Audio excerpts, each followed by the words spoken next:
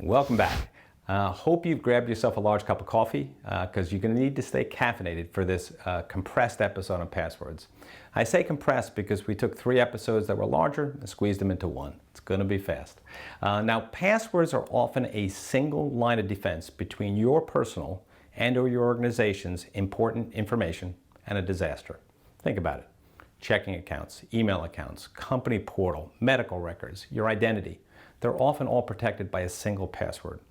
Now, might sound like I'm overstating the importance of passwords, but let's just say they could literally save the world. Proceed with the nuclear codes. As remarkable as it may seem, between 1961 and 1977, the Strategic Air Command had the password to launch all Minuteman missiles set to 8 zeros. 8 zeros was all that stood between us and a nuclear disaster. Wait a minute. Are you saying that the secret code to launch the end of the world is 0000000000?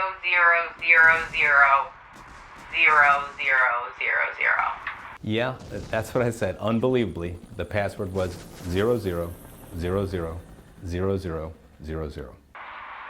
All right then, roger that. Initiating countdown to global destruction. Now, no password guidance would be complete without a top 10 list. We're going to go backwards here, little tip of the hat to David Letterman. And if we can get you to make the changes before we're done, you and your org can avoid a disaster. So in other words, we're not counting down to a disaster. So let's start with tip 10. Tip 10 is avoid easily guessable passwords. Now, we've heard this before, so what does it really mean? What it means is don't use words found in a dictionary. Why? We're going to talk about password crackers when we get to tip 9. Don't use personal information, things like your birth date, address, phone numbers, your kids' names, sports teams you really like, or anything that you're quote-unquote known for, like perhaps you're a big Game of Thrones fan like I am. Also, avoid using simple adjacent keyboard combinations like QWERTY or 123456. It's all about not being predictable. Now, each year, Splash Data publishes a list of the most common passwords that are involved in data breaches, and you can see the list here. Pretty remarkable list. You see the things I talked about, 12345678, QWERTY, a lot of football fans out there, Star Wars this past year because it was a big movie, Dragon, again, I told you there's a lot of Game of Thrones fans out there. Now, if you're using any of those passwords or anything I mentioned about birth dates or kids' names, please change them ASAP as possible. Tip of the hat, Michael Scott. Now, tip number 9, make passwords as strong as they need to be. Now, this is the opposite side of the same coin. And what makes a password stronger? Historically, length and complexity. That's why we've been taught to use special characters and numbers in our passwords. Now, we're filming this in spring of 2018, and we're really hitting an inflection point. NIST special publication 863B is changing the way we look at it. There's guidance there that favors length over complexity and moves away from the idea of frequent rotation for strong password construction. And this is definitely a shift in thinking. Now, why are strong passwords so important? Because password cracking has gotten infinitely more dangerous. Now, you might have heard the term, but what is password cracking? Simply, it's a way to steal your passwords. And there are 2 predominant types. The first is something we call a dictionary attack. Therein, we test every password against every word in a list. And it's called a dictionary attack because it's usually a dictionary with different variations of each word. The second type of attack is something called a brute force attack. And in a brute force attack, they're testing your password against every possible combination of characters. Now that sounds difficult, but it's actually very simple using tools like John the Ripper. It's just time consuming, unless you built a password cracking box like we did. Sits in our office, and that can guess on the order of magnitude of 6 or 8 quadrillion passwords in an 8-hour period. That allows us to guess literally any 6-character password you could come up with in minutes, and any 8-character password in 8 to 12 hours. We included a brief password cracking video you can watch. I would encourage you to watch it. It's pretty amazing to watch if you've never seen it. So now that you know your enemy, the password cracker box that we built and and bad guys build. That should help you really understand why it's worth considering a 12 or 12 plus character password for something like your checking account or any other really important account. If you move from 8 characters to 12 characters, it changes our time to crack that password from around 8 hours or so to 61 years. Pretty cool. Tip number 8, don't reuse passwords. You should really not be using the same or even similar passwords for different computers and or different applications or accounts. For example, don't use the same password for work and home or the same password for Gmail in your checking account. Why? If a bad guy compromises one account and they get that password, they can potentially use it for your other accounts. Now that might not sound that likely, right? That if I get your Netflix username and password, that I would potentially know that you use that same password at the Bank of America. Seems pretty unlikely, right? But password cracking, we talked about, well, that meets something called credential stuffing. And this is a scary concept. So you may not know this, but there are billions of user accounts that have been compromised over the last 10 years. Probably yours. And they're all posted on the dark web for the bad guys to use. It's a little bad until they combine that list with this idea of credential stuffing. And the way that credential stuffing works is, imagine if we've got a list of stolen account credentials. So we've got this stolen account credential list that includes a list of usernames and or their email addresses and the corresponding password. And now let's say that I have a list of websites that they want to test. So I can take the credential stuffing application and it will systematically attempt to log into every one of those sites that I put in the list with every username password combination that we had in the stolen account credentials. It records the result and moves to the next. So they don't really need to know that you have a Bank of America account when they get your Netflix password. So I would suggest you look at a website called Have I Been Pawned? Really cool site. And that you make sure that you change any passwords associated with the accounts that you'll find there. We have a video that you can watch in the resources. Pretty interesting stuff. Tip 7 is a simpler tip. Email passwords need to be strong unicorns. Else, a compromised password at Amazon that you also use for your email can yield access to other emails with other account information and the ability to reset passwords. Email is also used for other important types of verification. So as an example, I use my email to be aware of payments that are made from my checking account.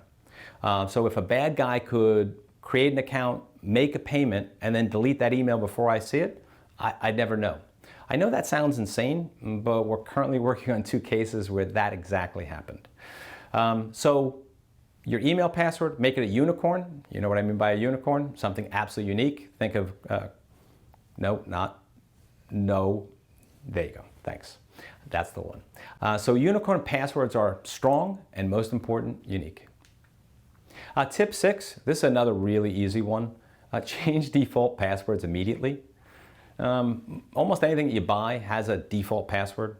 A smart meter for your house, the router that you put in for your internet at home, your TV these days, amazingly, thermostats if you're using a TiVo. And the reason why you need to change default passwords is they're widely available on the internet. Take a look at the list over here. They're stored in manuals and instructions that are all over the web. You know, if you Google default passwords, like I did to show this, it's going to make you nervous. You want to be a little more nervous? Look at a website, insecam.org. It is a search engine which is focused on and unsecured webcams. In other words, you can go there and anyone who forgot to change the password on the webcam, you can actually sit and watch what's going on. You'll see the insides of businesses. Unfortunately, sometimes you see things like the inside of people's nurseries with their children. Please change passwords. Even more nervous, Shodan is a search engine for the IoT or the Internet of Things. Literally any person on the internet can do a search for smart TVs or smart refrigerators or industrial control systems, and if there are any out there with default passwords, Shodan will show you. So let's put it this way. Friends, don't let friends use default passwords. Tip 5, ensure password resets are as secure as possible. What do I mean by that? At some point, you're going to forget or need to reset a password, so please do it right. You're also going to need to protect against a bad guy attempting to reset your password. And there's 4 key ways we do both. Security questions, password hints, email security. We talked about that unicorn password a couple steps ago. Notifications and contextual information. So I'll kind of walk you through that. So if your password hint or your security questions are weak, it really doesn't matter if your password is strong. So don't use anything that's easily guessable or determinable for those questions.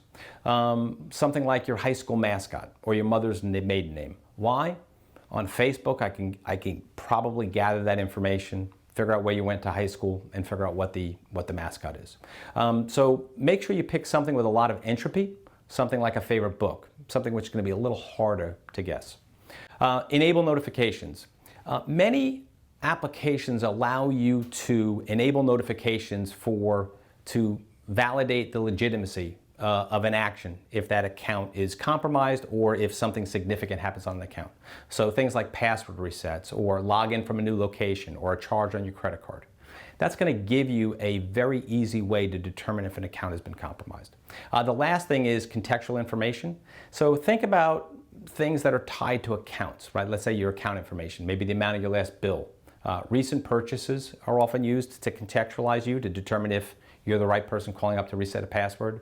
Perhaps the last 4 digits, your account number, your social security number. Digitally and physically shred what you can, right? That's going to help you protect your accounts. Tip 4, use two-factor authentication where the risk warrants. Two-factor, what that means is using more than one of the 3 types of attributes we can use to authenticate you as you. Those 3 are something you know. Think about a password, security questions, or a password hint, right? That's something you would know. Something you have. Think about a card, like a Mac card, or your cell phone, or a key fob, or perhaps access to a company-issued device. And something you are, something like a fingerprint, or a voice, or a retina, or a face. Arguably the most common of two-factor authentication that we work with every day is your Mac card. And think about how secure that is. It's probably one of the most secure things that we're working with these days. If your bank or sensitive accounts allow two-factor authentication, please use it. I strongly encourage you, if you look here, this is an example of some of the accounts that I use.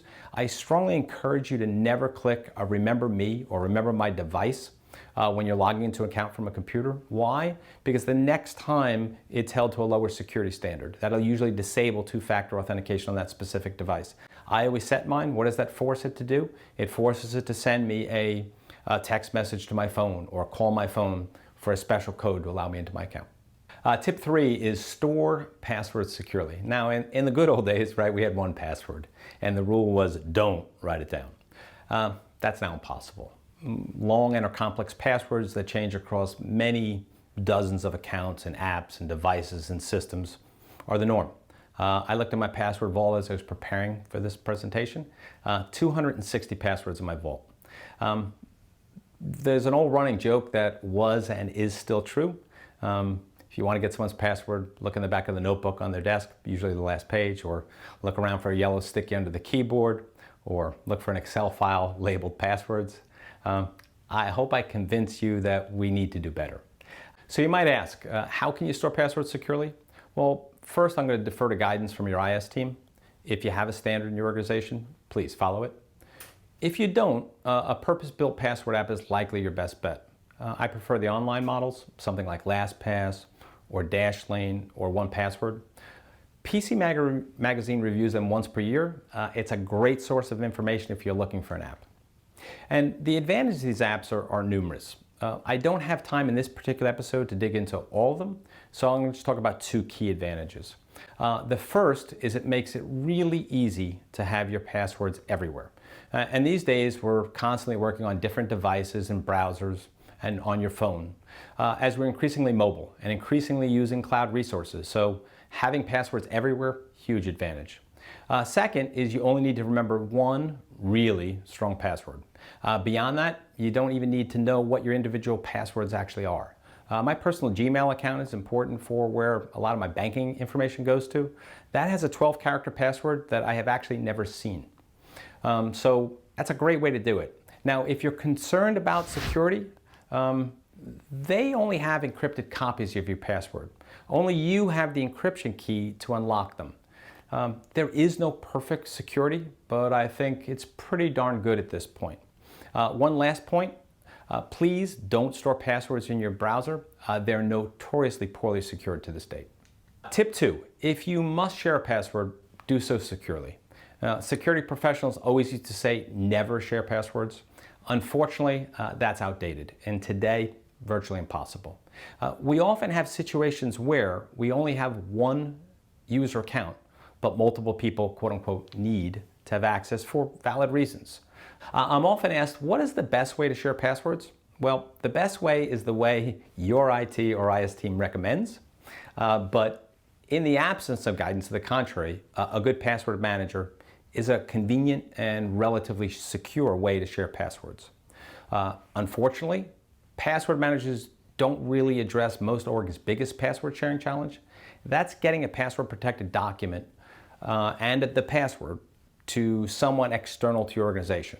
So in our company, right, PivotPoint does a report, sends it to a client, it's password protected. How do we get that password and the document to the client?